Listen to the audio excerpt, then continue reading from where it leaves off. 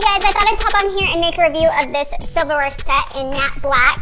It comes with 8 steak knives, 8 dinner spoons, 8 teaspoons, 8 dinner knives, dinner forks, and salad forks. I have been testing these out and I really like them. So I had to come on here and make sure I gave a proper review for anyone who is trying to decide. So here's all the different sizes that it comes with for like your standard setting, and then like it comes with steak knives too.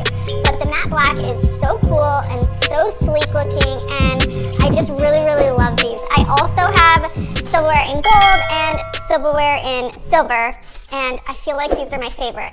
So anyway, it would be great for like a farmhouse look, or just you want to change up your silverware, or maybe this is your everyday silverware. But I really like these. These have held up really well in the dishwasher, and yeah, I get a lot of compliments on them. So anyway, I think you should definitely give them a try. I wanted to show you what it looks like in the set when you buy it. I like it when reviews show what it looks like on the inside, so I know what it would look like if I gifted it to somebody. So this is what it looks like. They come individually wrapped like this, so if you are giving it for a gift, it looks really nice.